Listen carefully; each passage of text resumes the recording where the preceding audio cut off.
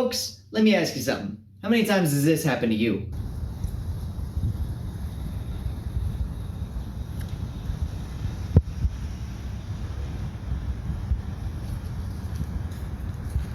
I tell you, I got people calling me all day saying, hello, I got a river I need to cross, I got a small boulder I need moved.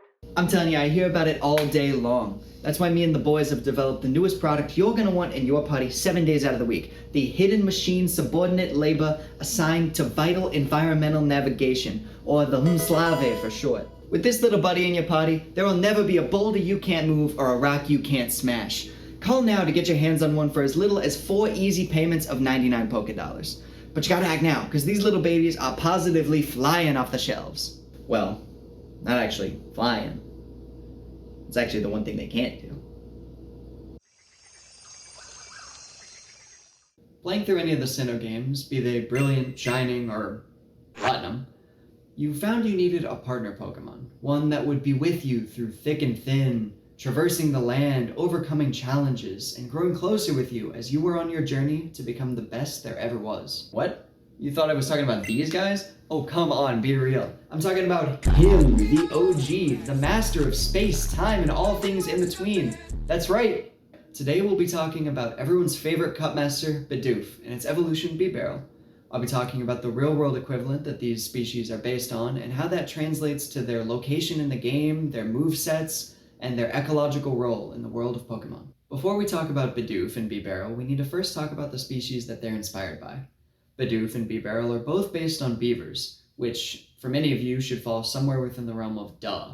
But while Bibarel is based on the true beavers like the North American and the Eurasian, Bidoof is more akin to the mountain beaver, which is sitting alone outside listening to members of the true beaver club having fun inside. The mountain beaver, or Aplodontia rufa, is, like I said, not a true beaver, but is more closely related to squirrels or other rodents.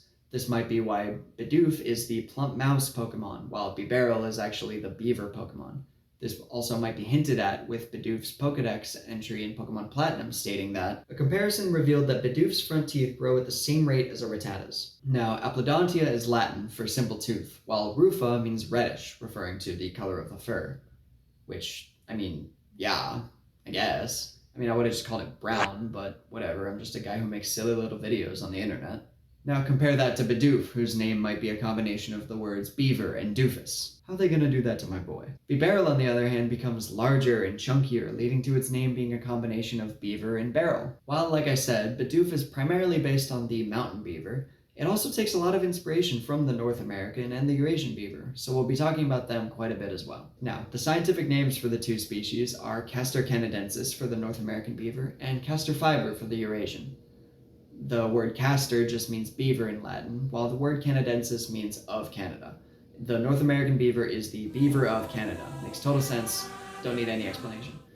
Now, the word fiber, on the other hand, is the original word for beaver, and those quick-witted members of the audience might have noticed that castor fiber just translates to beaver, which means that castor fiber falls firmly into such company as Master Shifu and Panera Bread, where it's just the same word said twice to sound quirky and different. Next, let's check out a physical comparison between the Pokemon and the real animal. Bidoof has this small, stocky body, large, sharp incisors, scruffy hair around the mouth, a small red nose, 4 legs, and a short, fluffy tail. When it evolves, it grows much larger and stockier, and its front legs become a bit more dexterous, seeming like they're able to now act as hands. Its tail elongates into this wide, flat surface similar to our beavers. In the real world, this tail acts as support for the animal while it's standing, a rudder while it's swimming, and will store fat for the winter. Other than that, it remains mostly the same. Compare that to our mountain beaver, which shares that short, plump body, that small, fluffy tail, and the sharp incisors. It's also able to stand on 2 legs, manipulating objects with its front paws. This image from New Pokemon Snap shows Bidoof standing on 2 legs and eating a fluff fruit with its 2 hands, much in the same way that beavers do. Moving over to the 2 true beaver species, the North American beaver has a wider skull, a shorter tail, and a darker body, while the Eurasian beaver has a thicker body. These aspects serve to inspire the Bibarel we know and love today. In both species, the hands and feet are dexterous, which help for gripping and digging, as well as manipulating food and building materials. As with Bibarel, the hind feet are larger and have webbed feet, which helps them to swim. We know this helps out Bibarel from the Pearl Pokedex entry, which states that While its movements out of water are sluggish, it can swim as fast as any feed mass. Another thing is that beavers have a thick coat of fur covered in a waterproof layer, which it will use to recognize other members of its family. We can tell this is true for Bibarel from the Pokemon Legends Arceus Pokedex, which states that Bibarel fur repels water and is also a fantastic material for heat retention. Now in the last video, we talked a lot about what Taillow and Swellow would eat in their natural environment. Bidoof and Bibarel make theorizing about this a little bit simpler, because beavers, be they North American or Eurasian, are strict vegetarians. This is a little bit crazier than it might seem, because very rarely in nature does anything so strictly conform to just one diet. And the mountain beaver is a little bit less strict, eating primarily ferns, nettles, and other plant materials, but also feasting on the occasional salmonberry. Yes, I know the Stardew Valley fans in the audience are going crazy right now. As a side note, some of the plant material that mountain beavers consume is actually toxic to most other species, which might indicate a natural resistance to some poisons. And Bidoof does learn toxic, though I'm not sure if these are at all related. Getting back into diet, like I said, beavers are strict vegetarians, but that doesn't mean their diet is boring.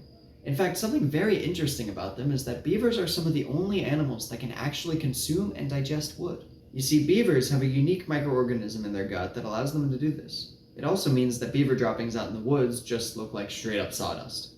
So, in the summer, beavers will eat mostly green vegetation like water lily, clover, and grasses, while in the winter they'll eat the cambium and bark from tree species, with some of their favorite flavors being willow, cottonwood, and aspen. In the spring and fall, they take a little bit of both where they can find it. So if we're looking at this in terms of Bidoof and Bibarel, there's not really much to theorize about, except maybe what tree species are most desirable.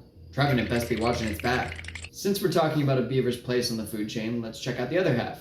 We already know that mountain and true beavers eat plants and the occasional berry, but what's just above them on the food chain? In real life, mountain beavers are native to the Cascade Mountain Range, the Olympic Mountains, the Klamath Mountains, and the Sierra Nevada Mountain Range, and are often preyed upon by bobcats, cougars, golden eagles, and owls. True beavers, on the other hand, are found all across America and most of Western Europe, and they have to be on the lookout for things like bears, wolves, bald eagles, alligators, and sometimes even snapping turtles.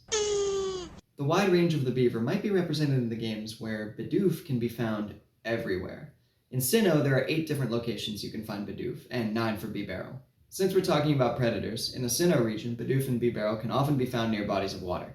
This means that their biggest predator is likely the ferocious Gyarados, which can be found as the apex predator in nearly every body of water. Beyond this, on specific routes, families of Bidoof and Bibarel are probably often plagued by species like Staravia, Noctowl, and Pelipper, which are often found in similar ecosystems. Sensing threats like this, a Bibarel will begin slapping its tail against the ground, just like our real-world beaver species do. This is meant to alert Bidoof and other Bibarel that there's a threat drawing near and they need to get to the safety of the dam they've built. If it's a bird Pokemon and they're unable to get there in time, their eyes, ears, and nostrils are arranged in such a way that they can poke those parts above the water while the rest of them stays submerged. If they're spotted and need to dive, a Bibarel will be able to hold its breath for 15 minutes while underwater, either waiting for the threat to subside or giving them more time to get back to the safety of their dam, just like real-world beavers can. To facilitate this crazy amount of time spent underwater, the heart rate will decrease by half, while blood flow will be more heavily routed to the brain. Speaking of dams, let's talk about the next thing beavers are most famous for, their constructive capabilities. Now in the real world, beavers are what's known as ecosystem engineers. A beaver can walk up to a regular river running through a forest, and in a few years the entire landscape will have been transformed into a wetland. These dams do crazy important things for the environment, from providing habitats for sensitive plant and animal species to improving water quality and preventing floods. They create what's known as a riparian area, which is ecology nerd speak for the place where water transitions to land. Riparian areas are ecological wonderlands, but are also very delicate. A beaver dam will extend and replenish this riparian area. This ecosystem engineer title is extremely well represented in the games, as Bibarel is the undisputed master of manipulating his environment, being able to learn every single HM in the game, other than fly. Need a giant boulder moved out of the way? He's got your back. Need a tree cut down? You know who to call. It's honestly a shame that HM slave is a term used to make fun of Bibarel, because it's honestly one of the coolest things about it. Anytime you need the environment changed in some way, he's there. So how does this dam construction translate to Bidoof and Bibarel? Well, this is where things do get a little bit tricky. See, we know Bibarel makes these dams, again, based on the Diamond Pokedex, which states that it makes its nest by damming streams with bark and mud. It is known as an industrious worker. Then we know that it has a similar effect on the environment based on the Platinum Pokedex, which states that a river dammed by Bibarel will never overflow its banks, which is appreciated by people nearby. Bidoof is a little bit of a different story. See, despite its name, the mountain beaver really only superficially resembles a true beaver, and has a lot of differences. For instance, they don't cut down trees to build dams, they don't have a big tail to slap on the ground, and, most importantly in this case, they don't live together in lodges. In fact, they're mostly antisocial, building burrows of deep dirt tunnels, wilted plants, and hay. The antisocial part isn't exactly well represented in the games, as the Heart Gold and Soul Silver entry states that it lives in groups by the water. It also seems like it might be maybe the most friendly Pokemon on the planet. But the part about a different nesting strategy might actually have a foot to stand on. In the episode Faced with Steelix's Determination from the Diamond and Pearl series, we get a very clear look at Bidoof nests in the wild. These hovels seem to be made out of grass, plants, and hay, just like how the mountain beaver does it in real life. They're also a big community, which definitely rules out the antisocial bit. Them making their nests out of plant material also makes sense, because Bidoof can only learn Cud and Rock Smash. They haven't yet acquired the strength to move large logs or boulders around. But then we move over to something from New Pokemon Snap, which I believe to be the best method of finding Pokemon in their natural habitat. Aside from when you're pelting them with apples, that is. This picture shows a Bidoof popping up out of a dam. So what does all this mean? Well, here's what I assume happens. A pair of Bibarel will meet and decide to start a family together. Now, just like real-life beavers, they'll be monogamous. They'll have a family of around 4 kits, which they'll raise in the safety of their dam for around 6 weeks until it's able to eat solid food. At this point, it'll begin helping out with dam construction and bringing in food for the family, until it's roughly 2 years old. At this point, it'll be able to move out on its own and will still make its nest near water, but out of weaker and lighter materials, which it's actually able to use. The Pearl Pokedex confirms some of this when it says that it constantly gnaws on logs and rocks to whittle down its front teeth. It nests alongside water. This entry also references how beaver teeth continue to grow throughout their life. A Bidoof might use moves like Hyper Fang, Grass Knot, Cut, Rock Smash, or others to build its nest. Then, when it fully matures into a Bibarel, it'll return to the water and the cycle will begin anew. But hey, that's just a theory! Moving back to the dams, they're typically built from stronger materials than those that might be used by the seemingly less evolved mountain beaver, such as mud or wood. They'll typically gnaw at conifer species like fir or pine, clipping off branches to add to their food stash, but using the majority of it for building, as they don't prefer these species for eating.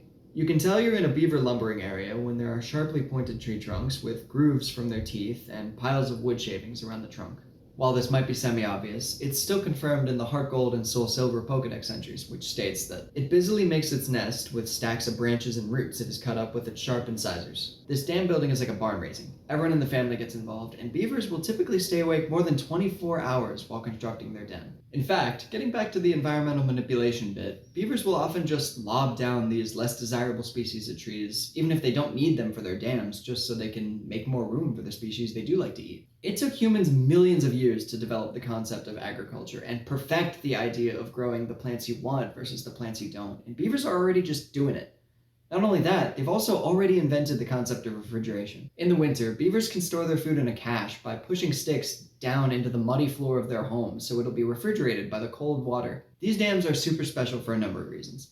Like I said, they do crazy good things for the environment, like removing pollutants or sediments from waterways, or stopping the erosion of riverside soils. These beaver ponds lead to an increase in slower motionless species, like dragonflies, worms, snails, and mussels. In the games, this translates to some of Bidoof and Bibarel's ecological partners. The dams Bibarels and their family tend to make are to the benefit of species like Yanma and Yanmega, Shellos and Gastrodon, and Surskit and Mascarene. They would also create habitats for species like Corefish and Crawdon, which appear alongside it in Kalos' Route 3. In the real world, the presence of beavers can increase salmon and trout populations.